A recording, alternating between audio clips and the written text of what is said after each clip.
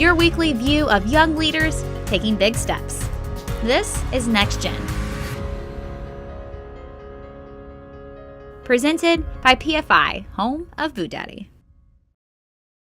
We are back at Missouri State University Starr College of Agriculture to meet Ben Travlos, a graduate student, and learn why he's so fascinated with the beginning farmer.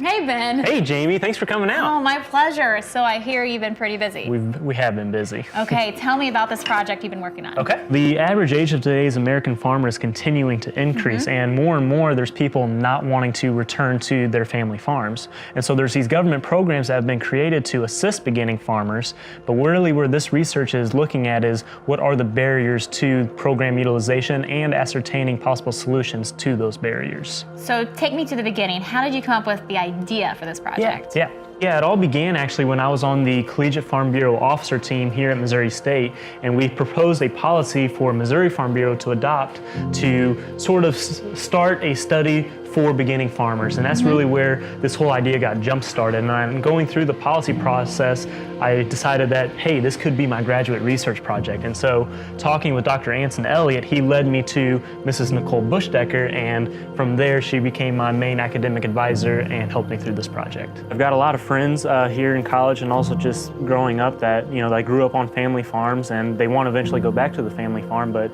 it's a hard thing to do with the high startup costs of farming and that sort of thing. And so trying to find ways to assist with that, and also maybe assist with those who didn't grow up on a farm. Maybe there's some way that they can be the first generation to do that. So this is a topic I know that hits home with me, and I think all of us in agriculture know someone down the line that it affects. Mrs. Bushdecker, what were the first steps you initiated to kind of get this ball rolling? After he came to me with the idea, we had to do a little bit of figuring out exactly what's out there. So I talked to some adult ag educators that work with some of these young and beginning farmers to kind of get a feel of what they see, to see if, hey, is this relevant to our Missouri farmers? And the feedback I got was tremendous, just in casual conversation, saying, oh yeah, I know an instance that, this FFA member couldn't be in this program because he had too many Schedule Fs, so to speak. So he had too much experience. And so to me, an FFA member that has too much experience and can't be part of these programs, it's devastating, right? Because these are our beginning farmers. So from that aspect, then we hit the ground running with the research in terms of what's been done and evaluating what programs are out there. So Ben did a lot of background research into nitty-gritty details of what's out there for our farmers. And then we decided that we really wanted to hear the words from the farmers and what they're experiencing. And to do that, we had to do focus groups. So I designed and identified those focus groups and kind of went from there to get that real impact versus a survey or just the data. We wanted the emotion and the impact that we're feeling. You mentioned programs. Ben, what specifically are those programs that I know are offered at the state and national level? Yeah, absolutely. So because of past research of barriers that beginning farmers face, there's been a wide array of programs created on the state and federal levels. And a lot of them come in the form of low interest loan programs, like with the Farm Service Agency. There's also beginning farmer provisions with cost share programs within RCS. There's even some within crop insurance. But sort of where our curiosity is what are the barriers to utilize those programs that beginning farmers are facing. We actually had 4 different types of focus groups. We had focus groups with those that have partaken in the government programs. We've had focus groups with those who were unable to partake in the programs, the program administrators themselves, and then those working directly with beginning farmers like adult ag educators and extension agents. And that's really where our questions were revolving around as to what are the barriers that everyone is seeing across the 4 different types of focus groups. It was kind of interesting to compare the farmers and the program administrators' perspectives especially. So when we're looking at the qualitative data, we look at actually what people are saying. So a lot of it is recording that conversation and then retyping that conversation. So once it's been transcribed, we go through the process of finding common themes in that information that we're seeing over and over and over again. And it's not just within that one focus group from the participants, it's between all the different focus groups and trying to compare that. So we get a point of saturation where it's being described in all of the different groups that we're actually talking to. So the point where, hey, it's not just that he thinks that it's too time consuming to do the paperwork, it's that everybody or multiple focus groups actually saw that paperwork time was one of the biggest concerns. So that's big, kind of a tedious process, but critical to saying this is a true valid. And so how many people are we talking about in these focus groups? Okay, so our focus groups were from 5 to 8 people. And so when you think about it, you get 8 people in a conversation. Sometimes they lasted about an hour and a half, sometimes a little shorter depending on the conversation.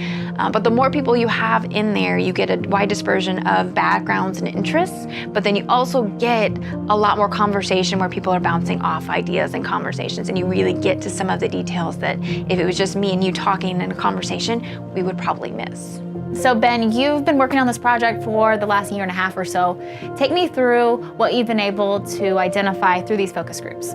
Yeah, so again, data and results from a study like this come in the form of reoccurring themes, and those themes are the barriers that we have been able to identify to these government programs. And one of the main barriers that the data has shown is time. The sheer duration it is taking a lot of beginning producers to start the application until they receive final approval. In some instances, it's taking up to 15 months before they receive final approval. And so that's been one of the main barriers that we've been able to identify. Another reoccurring theme and a barrier to these programs is program awareness. Like you just asked earlier, there's pretty lacking awareness of the government programs that are available to beginning farmers on the state and federal levels. And there is definitely room for improvement on getting the word out there about these programs. Another one would be program resources, and this is especially in regard to the understaffing of program administrators. They're spread so thin, it's hard for them to administer the programs to the level that they know they should and could be doing if there was more staffers. And then a fourth barrier that the data showed was program requirements and eligibility. Some of the requirements are just flat out overly stringent upon beginning producers trying to qualify for these programs. And so those really have so far been the 4 main barriers identified to these programs. But a fifth code and a fifth reoccurring theme that arose from the data was program benefits. While yes, there is room for improvement within these programs, there's still a lot of people who've been able to take advantage of these programs and get their farms up and going. So the programs are definitely, they are effective, but again, there is still room for improvement. So you have all this data, you have all this information. How do you communicate it to the program administrators? How do you communicate it to the producers in Missouri? One of the main objectives of this study was to encourage a dialogue between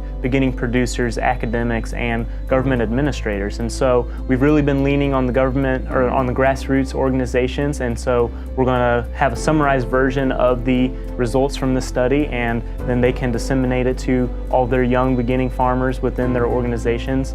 We've also already been starting communications with federal and state congressmen and elected officials on different ways that we can improve upon these beginning farmer government programs.